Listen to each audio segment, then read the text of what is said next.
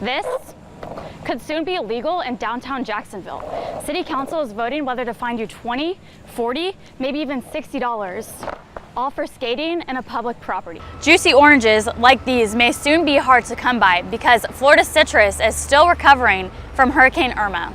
Firefighters here in Levy County are scrambling after taking over a $6,000 a year pay cut, and some union leaders say those cuts were illegal. This dirt parking lot may not look like much, but it's one of the last parking lots in downtown Gainesville, and City Council is planning to build on top of it. This project right behind Midtown was at a standstill just over 2 months ago, but now construction is back up and running again, leaving investors very happy. A lot went down today at the state attorney's office. According to Angela Corey, nothing but political stunts were pulled. FWC is responsible for setting regulations for construction companies to help keep little guys like these safe from these injuries. The Santa Fe River right here is expected to reach record levels tonight and tomorrow morning, endangering homeowners and drivers on I-75. An Alachua County Commission vote tonight could give the green light to build a new station on Millhopper Road. But some neighbors are opposed to the idea and speaking out.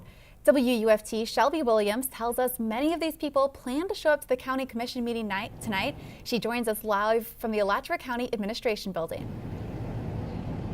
Thanks, Grace and Leandra. Yeah, that meeting is actually already underway, and the issue at hand, Alachua County Fire Rescue is hoping to purchase new land on Millhopper Road. They hope to build a new fire station there, but residents are worried. Down a quiet dirt road, residents enjoy the Millhopper area without any disturbances. Nancy Russell says she has tons of memories on this land. It's been in the family for over 100 years. Russell grew up in this house, and her family owns this land.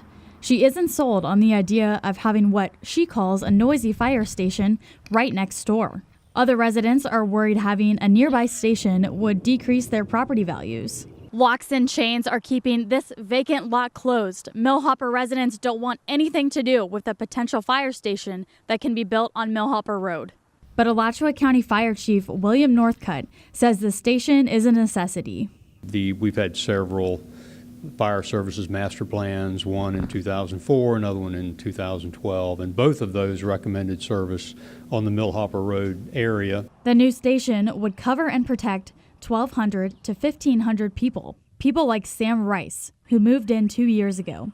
He says he likes the area the way it is now. Once you start violating that scenic road thing, I don't know what's going to happen next. I don't know if a kangaroo store is going to be next, or a Walmart or a Target. You hope not. This sign shows his opposition. Tonight, it will be his voice. A voice that Nancy Russell says will represent her and others who can't attend the meeting. My neighbors are very distressed by it, and I can understand, because we are concerned about the noise they would make coming and going and what it would look like. Chief Northcutt says he's received more than 40 complaints about this proposed fire station via email, and he's likely to hear more before the commissioners make their vote here tonight. Live from the County Administration Building, Shelby Williams, WUFT News. $13 million. That's how much money GRU officials say the utility saved in the first 90 days after it purchased the new biomass plant.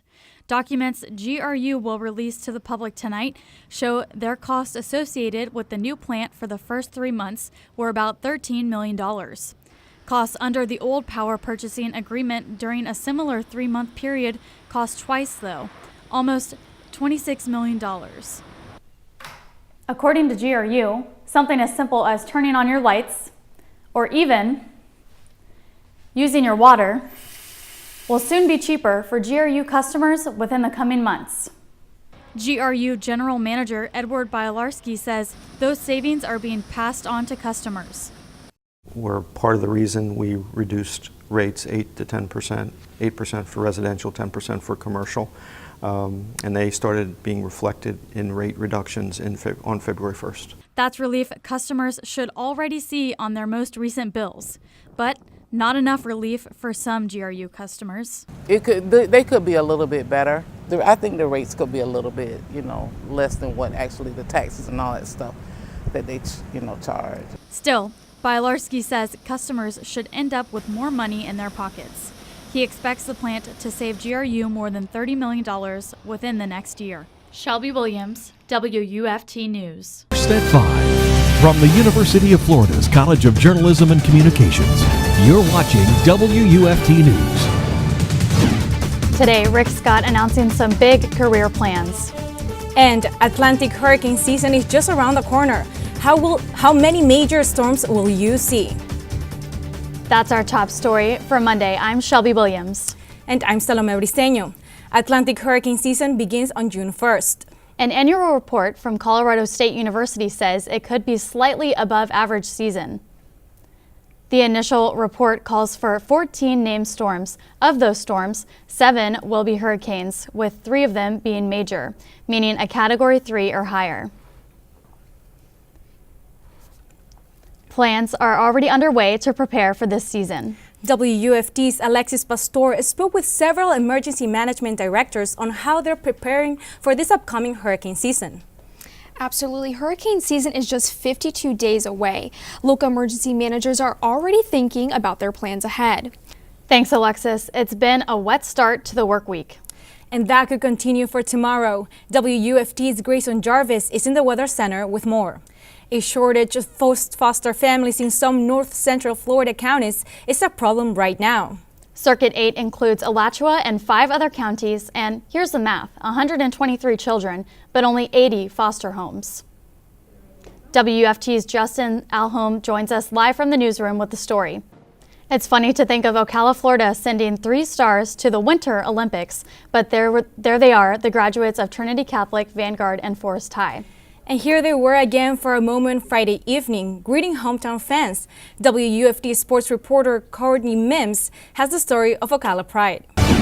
Welcome back. One Gainesville family is trying to find answers about their daughter's rare medical condition. Less than 24 people worldwide are thought to have the same X chromosome problem. WUFT's Grace King met the family turning hardship into extraordinary joy. Check out the Extraordinary Joy website for more info. In consumer news, have you ever considered what happens to social media accounts when someone is no longer around? Let's get some answers from Henry Coburn. So guys, are you excited for any of the new stores? And if so, which one are you guys going to head to first? I can't wait for that Tommy Hilfiger store. I think I'm really excited about the new movie theater. I think so. Thank you, Henry. Thank you.